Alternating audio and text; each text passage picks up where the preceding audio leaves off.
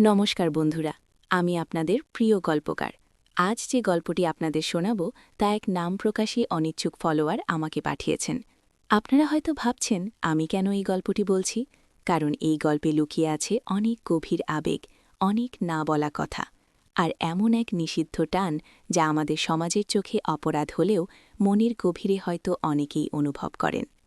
এই গল্প যেমন আপনাকে ভাবাবে তেমনই আপনার মনকেও ছুঁয়ে যাবে। আর হ্যাঁ, গল্পের কোনো এক ফাঁকে আমি আমার ব্যক্তিগত আইএমও নাম্বারটি দেব, তাই নাম্বারটি পেতে হলে পুরো গল্পটি মনোযোগ দিয়ে শুনতে হবে। আমার জীবনের এক অদ্ভুত অধ্যায়, আজন্ম চেনা তবু অচেনা। কে সে? আমার ফুপাতো বোনের প্রাক্তন স্বামী। হ্যাঁ, ঠিকই শুনছেন, যার সঙ্গে আমার বোনের বিবাহ বিচ্ছেদ হয়েছে বছর তিনেক আগে, আজ তার প্রতি আমার এই গোপন অনাকাঙ্ক্ষিত আকর্ষণ। নামটা বলতে ইচ্ছে করছে না, কিন্তু আপনারা তাকে অয়ন বলেই ডাকুন। অয়ন নামটা উচ্চারণ করতেই কেমন একটা শিহরণ জাগে। ঘটনার সূত্রপাত হয়েছিল বেশ কিছুদিন আগে। আমার ফুপাতো বোন রিমা বছর তিনেক আগে অয়নের সাথে ঘর ভাঙে। কারণটা খুব একটা জলজ্জান্ত নয়, তবে দুজনের মধ্যে বোঝাপড়ার অভাব ছিল, এটাই সবাই বলত। রিমা এখন অন্য শহরে থাকে, নিজের মতো করে সংসার পেতেছে, কিন্তু অয়নের সাথে আমাদের পরিবারের যোগাযোগটা একেবারে বিচ্ছিন্ন হয়ে যায়নি। বিশেষ করে আমার মায়ের সাথে ওর একটা ভালো সম্পর্ক ছিল, যা এখনও রয়ে গেছে। তাই মাঝে মাঝে অয়ন আমাদের বাড়িতে আসত, বিশেষ করে পারিবারিক কোনো অনুষ্ঠানে। প্রথমবার যখন ওকে এই বাড়িতে আবার দেখি, তখন আমি অবাক হয়ে গিয়েছিলাম। রিমার সাথে বিচ্ছেদের পর ওকে কেমন যেন অচেনা লাগত, কিন্তু সেদিন ওকে দেখে মনে হলো ও যেন আরও বেশি পরিপক্ক, আরও বেশি স্থির। গায়ের রং শ্যামবর্ণ হলেও ওর মুখে একটা শান্ত বুদ্ধিদীপ্ত ভাব ছিল। বিশেষ করে যখন ও কথা বলত, ওর কথার মধ্যে একটা দৃঢ়তা ছিল যা আমাকে টানত। সেই দিনটা ছিল আমার জন্মদিন। আমার বাবা মা, কিছু আত্মীয় স্বজন আর অয়ন। আমি তখন মাত্র গ্র্যাজুয়েশন শেষ করেছি, জীবনে কি করতে চাই সে সম্পর্কে কিছুটা দ্বিধা ছিল। অয়ন আমার সাথে কিছুক্ষণ কথা বলেছিল, আমার ভবিষ্যৎ নিয়ে, আমার স্বপ্নগুলো নিয়ে। ওর কথাগুলো শুনে মনে হচ্ছিল ও যেন আমার মনের ভেতরের সব দ্বিধাগুলো খুব সহজেই বুঝতে পারছে। সেদিন রাতেই প্রথমবার অনুভব করি ওর প্রতি আমার একটা অন্যরকম টান তৈরি হচ্ছে। এ কোনো সাধারণ টান নয়, এ হলো এক গভীর অবচেতন আকর্ষণ। তারপর থেকে অয়ন প্রায়ই আসত, কখনো কোনো প্রয়োজনে, কখনো বা নিছক আড্ডা দিতে।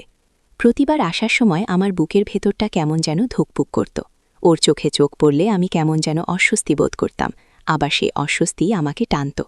ওর হাসি, ওর কথা বলার ভঙ্গি, ওর গভীর দৃষ্টি, সবকিছুতেই আমি যেন হারিয়ে যেতে লাগলাম। আমার মনে তখন এক তীব্র ঝড়। একদিকে রিমা, আমার ফুপাতো বোন, আমার আপনজন, অন্যদিকে অয়ন, যার সাথে রিমার সম্পর্ক শেষ। আমি কি এটা করতে পারি? আমার কি এই অনুভূতি হওয়া উচিত? সমাজ কি বলবে? পরিবার কি বলবে? এসব ভেবে ভেবে আমি রাতে রাতে ছটফট করতাম, কিন্তু মন যে মানে না। অয়নের প্রতি আমার টান যেন বেড়েই চলেছিল। একদিন বাড়িতে আমি একাই ছিলাম, মা বাবা গ্রামের বাড়িতে গিয়েছিল। অয়ন এসেছিল একটা জরুরি কাজে। সে চলে যাচ্ছিল এমন সময় আমি ওকে ডেকেছিলাম। কেন ডেকেছিলাম নিজেও জানি না, শুধু বুকের ভেতরের তোলপাড়টা আর চেপে রাখতে পারিনি। অয়নদা, একটু দাঁড়াবে? ও আমার দিকে তাকালো, ওর চোখে তখন অন্যরকম এক প্রশ্ন। কি হয়েছে? আমি ওর চোখের দিকে তাকিয়ে বলতে পারছিলাম না, আমার গলা শুকিয়ে কাঠ। মানে, আসলে। অয়ন এগিয়ে এসে আমার সামনে দাঁড়ালো। ওর শরীর থেকে ভেসে আসা হালকা পারফিউমের গন্ধ আমার নাকে এসে লাগল। আমার হৃৎস্পন্দন যেন বহু গুণে বেড়ে গেল। কি হয়েছে রিয়া, কিছু বলবে? রিয়া, এই প্রথম ও আমাকে এই নামে ডাকল। ওর গলার স্বরটা কেমন যেন অন্য রকম শোনাল। আমি আস্তে আস্তে ওর চোখের দিকে তাকিয়ে বললাম, আমি আমি আপনাকে অনেক পছন্দ করি অয়নদা। কথাটা বলে আমি প্রায় ভয়ে মরে যাচ্ছিলাম, মনে হচ্ছিল এই বুঝি মাটি ফেটে গিয়ে আমাকে গ্রাস করে। অয়ন কিছুক্ষণ আমার দিকে তাকিয়ে রইল। ওর চোখে কোনো ভাবান্তর দেখলাম না, কিন্তু আমি ওর নিঃশ্বাসের শব্দ শুনতে পাচ্ছিলাম। তারপরও আস্তে আস্তে আমার দিকে আরও একটু এগিয়ে এলো। আমার আর ওর মাঝখানে তখন কেবল শ্বাস প্রশ্বাসের দূরত্ব। ওর উষ্ণ নিঃশ্বাস আমার মুখে এসে লাগল। আমার সমস্ত শরীর যেন অবশ হয়ে এলো। তুমি জানো এটা কিসের জন্য বলছ? অয়নের কণ্ঠস্বর একদম শান্ত। আমি মাথা নাড়লাম। জানি, কিন্তু তাও বলতে পারছি না। তুমি জানো রিমা আমার প্রাক্তন স্ত্রী, তোমার ফুপাতো বোন। আবারও আমি মাথা নাড়লাম। তাহলে? জানি, তবু তবু আমি এটা অনুভব করছি। আমার কণ্ঠস্বর প্রায় চাপা। অয়ন আমার চোখের দিকে তীক্ষ্ণ দৃষ্টিতে তাকালো। ওর চোখে তখন এক অদ্ভুত আলো, যে আলো আমার ভেতরে লুকিয়ে থাকা সব ভয়কে যেন ছাপিয়ে যাচ্ছিল।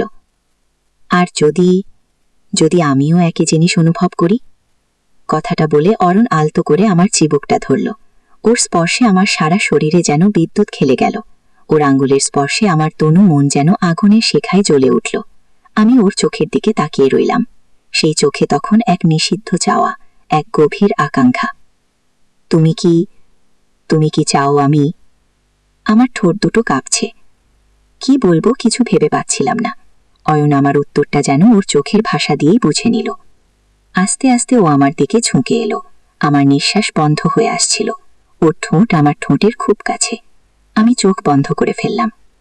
আর ঠিক তখনই গল্পটা এখানে শেষ নয়। এই টান টান উত্তেজনার মুহূর্তে আমি থামছি। আপনারা কি চান? এই গোপন সম্পর্কের পরবর্তী অধ্যায় শুনতে চান? তাহলে কমেন্ট করে জানান। আর হ্যাঁ, আমার এই চ্যানেলটিকে সাবস্ক্রাইব করতে ভুলবেন না, কারণ আমি আপনাদের জন্য আরও অনেক এমন রোমাঞ্চকর আবেগী গল্প নিয়ে আসব। পরের পর্বে থাকবে অয়নের গভীর অনুভূতি, তাদের প্রথম স্পর্শের উত্তেজনা এবং সেই নিষিদ্ধ মুহূর্তগুলোর বিস্তারিত বর্ণনা। সাথে থাকবে আমার IMO নাম্বার। তাই অপেক্ষা করুন পরের পর্বের জন্য।